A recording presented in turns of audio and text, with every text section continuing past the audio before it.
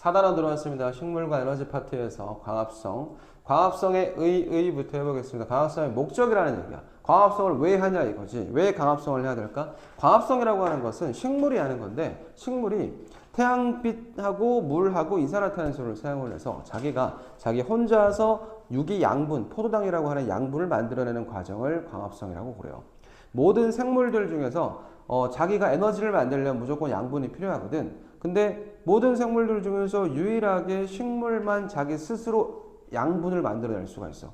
굉장히 어메이징하다는 거지. 그러니까 뭔가를 먹지 않아도 된다는 거야. 동물, 그 다음에 균, 원핵생물계, 원생생물계, 사람들, 이런 사람 전부 있잖아. 양분을 섭취를 해야 돼. 외부에서 가져와야 된다는 얘기야. 근데 식물만이 외부에서 어떤 음식물 같은 걸 갖고 오지 않아도 지가 스스로 양분을 만들어낼 수 있어요. 그래서 광합성을 하는 의는 그렇게 되는 거야. 그거죠. 양분을 만들어내는 거. 유기양분의 생성입니다.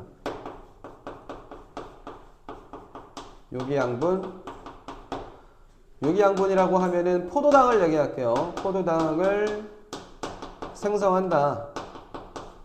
요것을 광합성의 목적이라고 볼 수가 있습니다. 그리고 산소도 만들어낼 수가 있어요.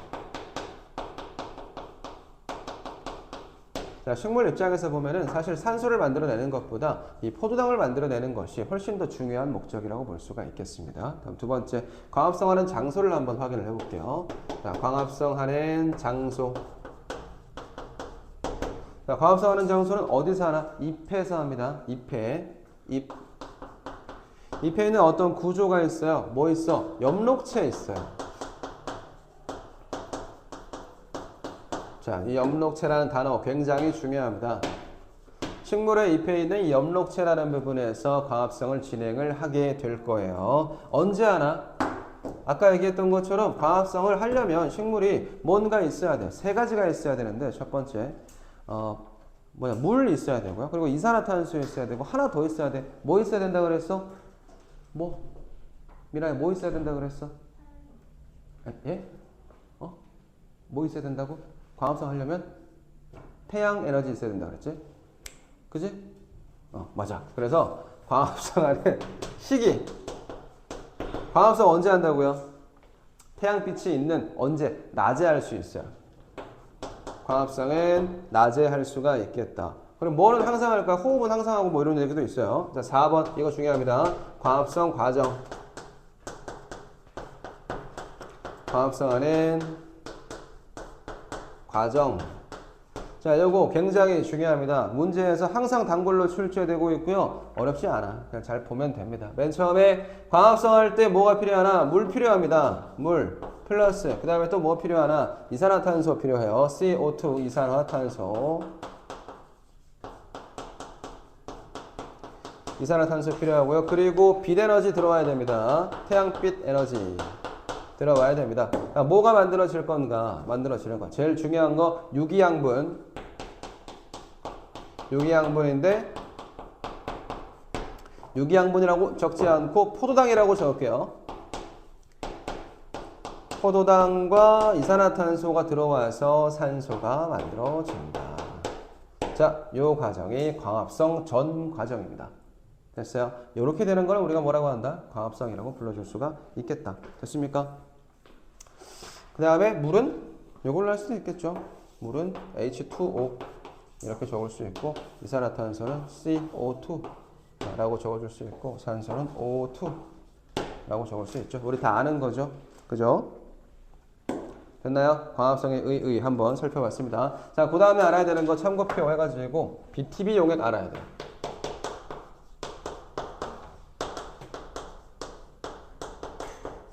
자, BTB 용액 들은 적 있어? 김민아 들은 적 있어? BTB 용액 몰라? BTB 용액은 산성, 중성, 염기성 이런 것들을 가지게 되는데 이 BTB 용액이 중학교 2학년 이쪽 광합성 파트에서는 이산화탄소의 양을 파악할 수 있는 걸로 쓰이고 있어요. 자, 그래서 BTB 용액이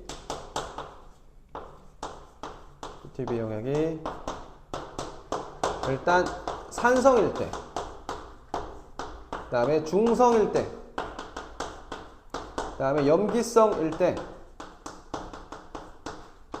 색깔이 달라요. 색깔. 그리고 이산화탄소의 양이 다릅니다. 산성일 때는 이산화탄소의 양이 많아요. 알았어? 자, BTB 용액의 산성이라고 하는 것은 이산화탄소의 양이 많다는 걸 의미를 하고요. BTB 용액의 중성이라고 하는 것은 이산화탄소의 양이 적당히 들어있다 라고 볼 수가 있고, 염기성이라고 하는 것은 이산화탄소의 양이 적다. 됐나요? 적은 상태. 이때 이 BTB 용액은 각각 색깔이 다르게 나옵니다. 다르게 적어볼게요. 처음에 산성이야. 이산화탄소가 많아. 색깔 노란색 나올 거예요. 다음에 중성일 때는 초록색 나옵니다. 이산화탄소의 양이 적당히 들어있어. 염기성이라고 하는 이산화탄소가 조금밖에 없어요. 그럼 색깔이 파란색이 나오게 된다. 이렇게 BTB 용액의 색깔 요것도 기억을 해놔야 됩니다. 메모할게요. 자, 광합성을 확인하는 방법으로는 실험을 볼 거예요. 어떤 실험을 해볼 건데, 자, 첫 번째 태양이 있는 낮에 태양이 떠 있는 낮에 실험을 할 거고요. 3개의 시험관을 갖다 놓을 겁니다. 시험관 1번, 시험관 2번, 여기가 3번 시험관입니다. 자, 첫 번째 여기 A, B, 그 다음에 여기 C입니다. 여기다가 BTB 용액을 집어넣어 놓을 거예요. BTB.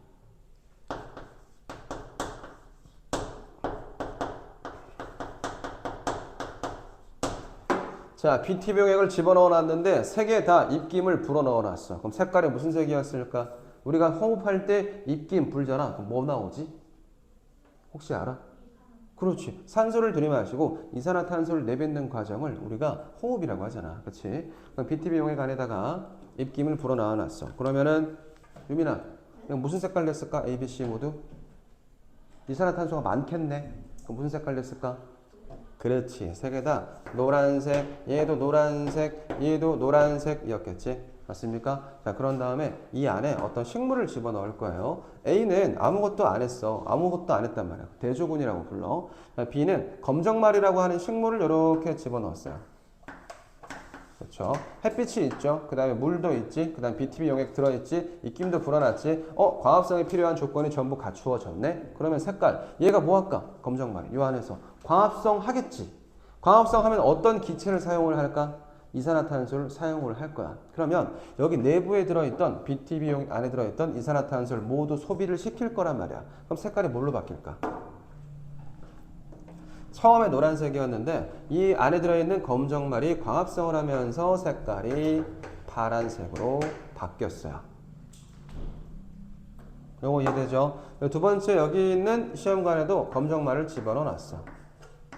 집어넣어 놓고 이 바깥쪽에다가 검은색 어둠 상자라고 해서 상자를 씌워 놨어요. 상자 색깔이 검은색이라네. 자, 그러면 얘는 빛을 받을 수가 있어 없어? 유민아, 얘 빛을 받을 수 있어 없어? 있어 없어? 없어. 어둠 상자에 씌워놨잖아. 그럼 얘 광합성할 수 있을까 없을까? 없어요. 광합성하는데 뭐 필요하지? 이산화탄소. 그리고 비대에너지가 필요한데 비대에너지를 못 받고 있는 상태가 됐어. 광합성을 못했어. 그럼 색깔 변해 안 변해? 안 변해. 노란색에서 변화 없이 그냥 노란색. A도 아무것도 안 했기 때문에 색깔 노란색. 자, 이 실험으로 확인할 수 있는 방법, 확인할 수 있는 거 뭐 있을까? 자, 첫 번째. 광합성에는 뭐 필요하다? 광합성 할 때는 광합성 시에 비대에너지가 필요하다.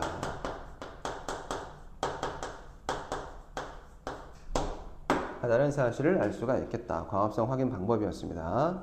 자, 광합성에 영향을 미치는 요인에 대해서 살펴보겠습니다. 총 3가지가 있어요. 이 3가지만 알면 되기 때문에 특별한 거 없고요. 그래프로 간단하게 설명을 하겠습니다. 첫 번째, 그리고 두 번째, 세 번째 설명해 볼게요. 첫 번째는 빛의 색이. 자, 빛이 세면 셀수록 광합성을 그냥 한번 생각을 해보자. 빛이 세면 광합성을 잘할까 못할까? 잘할 수 있을 거야. 그치? 비대에너지가 필요한데 비대에너지가 세게 들어오는 거야. 그러면 당연히 광합성을 잘하겠지. 그치? 그런데 문제가 있어요. 그래프로 쭉 이렇게 그리면 X축을 빛의 색이라고 놓고 Y축을 광합성 양이라고 두면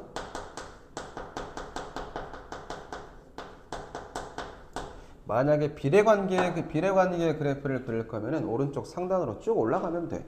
빛의 세기가 세면 셀수록 광합성을 많이 합니다. 라고 비례합니다라고 표현할 거면 이렇게 가야 되거든. 근데 이렇게 되면 안 돼.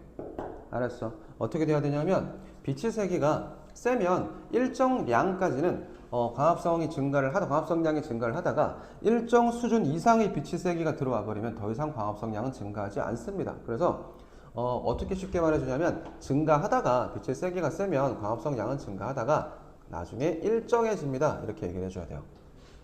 알았어? 말로 써주면은 증가하다가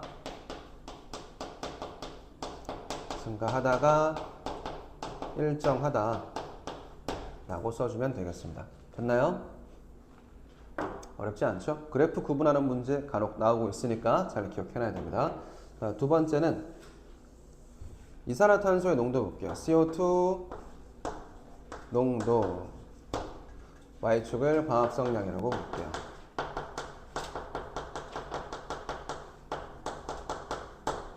얘도 마찬가지입니다. 이산화탄소의 농도가 높으면 광합성을 많이 하는 게 맞아요. 이산화탄소가 광합성할 때 필요하거든. 그런데 일정량까지 이산화탄소의 농도가 높아져. 그러면 광합성을 더 많이 하다가 어느 정도 이상이 되면 더 이상 광합성량이 증가하지 않는 거 똑같은 그래프 나올 겁니다.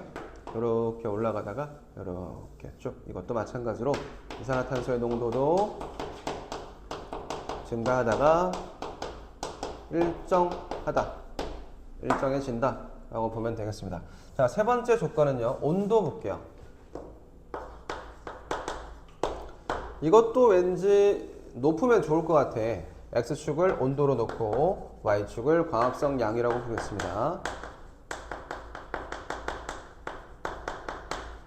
식물은 광합성을 할 때 이 온도에 굉장히 민감하게 반응을 하기 때문에 온도가 높아지면 광합성량이 급격하게 상승해요.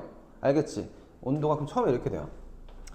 이렇게 올라가는 거예요. 급격하게 상승하다가 어느 지점 이상이 되면은 이 온도가 약 한 40도 가까이 됩니다. 40도 이상으로 온도가 올라가 버리면은 이때는 급격하게 광합성을 못하기 시작해. 그러다가 어느 정도 이상이 돼버리면 식물이 죽겠죠? 그지? 죽는다면 그 광합성 못하겠지? 자, 온도가 높아지면 광합성량은 급격하게 상승하다가 급격하게 다운된다. 하강한다. 광합성 못한다는 얘기죠? 이렇게 써야 됩니다.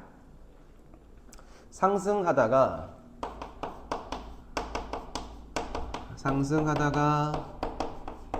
급격하게 감소한다. 식물은 사람들의 생활을 하고 있는 온도보다 살짝 더 높은 온도에서 광합성을 더 잘합니다. 한 40도 정도? 이 정도의 온도에서 제일 광합성을 잘 하고 있어요. 자, 그래서 132페이지에 맨 밑에 있는 거 다 봤습니다. 자, 그래서 여기까지 보면은 광합성에 영향을 미치는 요인 세 가지, 하나, 두 개, 세 개 다 봤고요. 그래프를 잘 기억을 해놔야 됩니다. 조건은 세 가지가 있어. 빛의 세기, 농도, CO2 농도, 그리고 온도. 이 세 가지가 광합성에 영향을 미치는 요인 되겠습니다. 문제 5번 풀어볼게요. 자, 광합성 할 때 어떤 물질이 필요합니까? 처음에 물 필요하죠? 물이 필요하겠지? 그치? 물은 어디를 통해서 이파리로 들어올까? 어디를 통해서 들어올까? 물.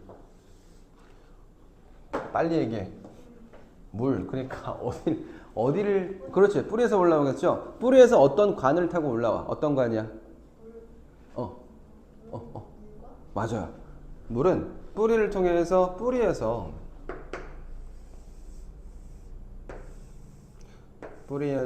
여기 물관이죠.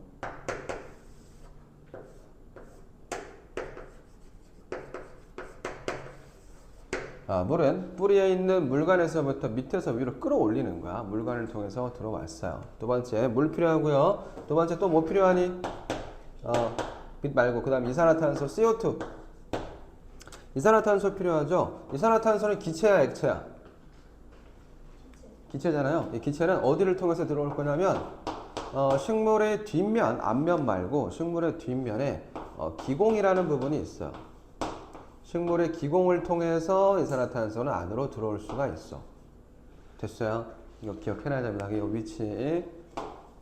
자, 그 다음에 뭐가 필요하죠? 빛 에너지 필요하죠. 자, 빛 에너지. 자, 빛 에너지는 어디서 흡수한다? 잎의 엽록체 안에 있는 엽록소라고 했어요. 녹색깔 색소. 엽록소에서 빛 에너지를 흡수를 할 겁니다. 됐나요? 자, 그 다음에 만들어지는 것들 볼게요. 산소하고 포도당이 만들어지겠죠. 처음에 만들어지는 광합성 산물, 포도당 중요합니다. 근데 일단 포도당은 냅두고 포도당이랑 같이 만들어지는 거 산소 있죠? O2. 자, 산소는 액체야 기체야? 만들어지는 거 처음에 빨리 미나야, 산소 액체야 기체야? 기체죠. 밖으로 나가야 돼요. 필요한 건 쓸 건데 좀 이따가 광합성이 식물이 호흡할 때 이 산소를 다시 써먹을 수가 있기는 해. 근데 낮에 광합성량이 되게 많아서 산소를 너무 많이 만들었어. 그러면 이 산소를 바깥으로 내보낼 거야. 알겠지? 산소를 어디로 내보낼 거야? 아까 기체를 빨아들인 그 구멍이 있었어. 걔 이름이 뭐였어? 유민아, 걔 이름 뭐였어? 에? 이산화탄소를 빨아들인 구멍이 있었잖아. 이름 뭐였어? 기공이죠. 그러면 산소도 마찬가지로 여기 있는 기공을 통해서 바깥으로 내보낼 수가 있겠다. 됐죠? 자, 그 다음에 여기 있는 포도당 만들었어요. 포도당 만들었단 말이야. 자, 이 당류를 설명을 할 건데 당류 중에서 당류는 총 세 가지로 이렇게 나눌 수가 있어요. 단당류와 이당류와 다당류 이렇게 설명을 할 수 있어요. 단당류라고 하는 것은 저 만들어진 포도당 있지? 포도당이 한 개가 단독으로 이렇게 존재하고 있는 것, 이거 포도당이라고 부릅니다. 한 개 있어. 그럼 이당류는 포도당이 몇 개 묶여 있어야 되겠어? 이당류 몇 개 묶여 있어야겠어? 포도당이 두 개가 묶여 있는 거, 얘를 이당류라고 불러요. 종류는 설탕, 그 다음에 엿당, 자, 이런 것들이 있고, 단당류는 포도당이 있어요. 그 다음에 다당류는 여러 개가 묶여야 됩니다.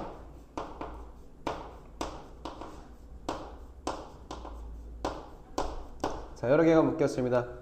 다당류는 녹말이 있어요. 녹말. 자, 이렇게 포도당이 몇 개가 뭉쳐있냐에 따라서 이름이 바뀌는 거야. 당류 중에서 단당류, 이당류, 다당류, 포도당, 설탕, 녹말 이렇게 바뀔 수가 있어. 전환될 수 있다는 건 알겠지? 자, 맨 처음에 만들어진 거는 뭐야? 포도당이죠? 이 포도당을 양분이란 말이야. 식물이 호흡할 때, 호흡하고 나면 에너지를 만들어내거든요. 식물이 호흡할 때 이 포도당이 필요해. 당분이 필요해. 그런데 만들어내자마자 몸에 골고루 다 보내주면 너무 좋아. 근데 낮에는 너무 바빠. 자, 얘를 언제 만들 수가 있겠어? 빛에너지가 들어왔어. 그쵸? 빛에너지가 들어와서 광합성을 했어. 포도당을 만들었어. 낮이겠죠? 낮에 포도당을 만들어냈단 말이야. 근데 낮에는 너무 바빠. 호흡도 해야 되고 광합성도 해야 되고 증산작용도 있는데 그것도 세 개를 다 해야 되기 때문에 너무 바빠요. 그래서 얘를 어디로 보내줄 수가 없어. 얘를 받아 만들어낸 다음에 그대로 갖고 있어야 돼요. 보관합니다. 포도당의 형태를 다른 형태로 전환시킬 거야. 이 단당류를 다당류의 형태로 전환시킨 다음에 이파리에서 그대로 갖고 있어요. 녹말로 전환합니다. 이 녹말은 물에 녹지 않거든요. 자, 포도당을 녹말로 전환시킨 다음에 갖고 있다가, 자, 잎에서 일이 조금 수월해졌어. 다른 일들을 좀 덜 하게 돼가지고 내가 좀 수월해졌단 말이야. 그러면 결합을 살짝만 풀어요. 그러면 녹말에서 뭘로 바꾼다는 얘기야? 다당류에서 이당류로 바꿀 거야. 그럼 뭐가 되느냐? 설탕이 됩니다. 됐어? 설탕으로 바꾼 다음에 어떤 관을 타고 온몸으로 갑니다. 설탕으로 바뀌었어. 바뀐 다음에 쭉 어떤 관을 타고요.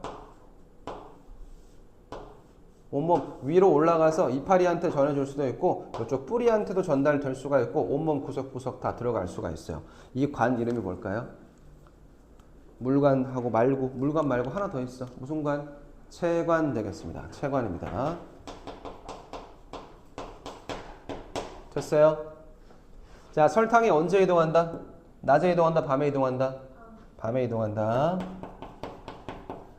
자, 여기까지가 광합성 산물의 이동과 저장 파트 되겠습니다. 됐나요? 다시 한번 복습. 필요한 건 물관을 통해서 빨아 올렸어요. 이산화탄소 필요하죠? 기공을 통해서 빨아들였습니다. 비대너지를 받았어요. 어디서? 엽록체 안에 있는 엽록소에서 비대너지를 받았어. 그런 다음에 처음으로 만들어낸 양분 뭡니까? 포도당. 그렇죠? 그리고 또 뭐를 만들어냈어? 산소를 만들어냈어. 이 산소는 기공을 통해서 바깥으로 빠져나갈 수가 있겠다. 그 다음에 처음으로 만들어낸 포도당 낮에 만들었겠지. 근데 포도당은 지금 낮에 하는 일이 너무 많기 때문에 그대로 보내줄 수 없고 바로 녹말로 전환시킨 다음에 이 녹말을 밤에 설탕으로 바꿔서 설탕을 밤에 체관을 통해서 온몸으로 보내줄 수가 있겠다. 됐나요? 오케이, 좋습니다. 여기까지.